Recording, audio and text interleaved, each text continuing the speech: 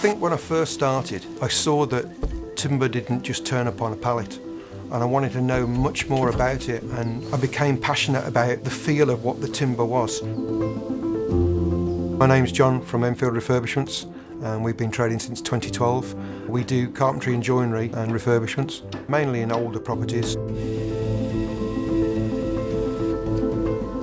My first introduction to carpentry was when we used to go round to my nan and granddad's for Sunday lunch, and my granddad was a chippy. He used to tinker about in his workshop making hand tools. In those days when you didn't buy them off the shelf, you used to make them.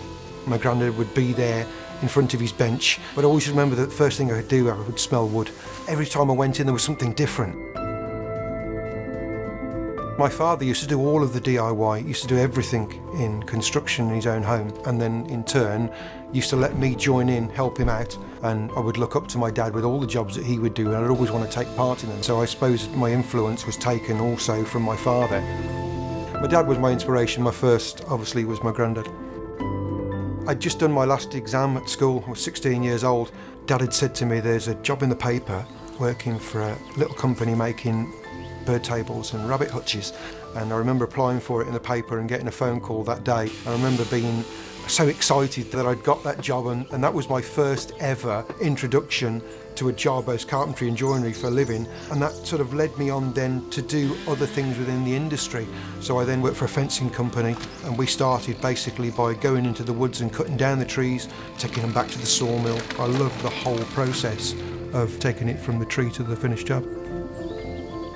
I love English oak. That was something that I always wanted to be part of. English oak was always the strongest. Being able to work in that industry was the heart of my passion. When I first started working in oak, one thing I learned about the different cuts in the timber was that you could change the direction of the saw blade to give you a different grain.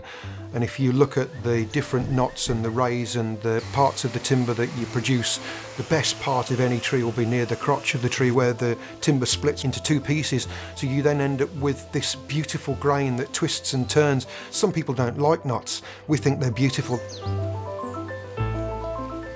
My first apprentice was in 1990, a guy called Nick, and since then I've trained 15 people over the last 30 odd years. Nick being my first and Lisa being my current. Lisa's the first woman I've trained in the industry, and I've trained Lisa now for the last 3 years, and she's done everything from rebuilding a chimney, re-roofing a house, pouring concrete, learning how to do brickwork, carpentry, joinery. There needs to be more women in our trade, and I would always empower a phrase to them, usually within the first 6 months, that would only show them the easy way to do something. I think since we've been using Festool that we found that everything that we use with the equipment set up on site is easier to use. It is the smart way of doing things. Why would you want to cut something twice to try it when you can cut it right first time?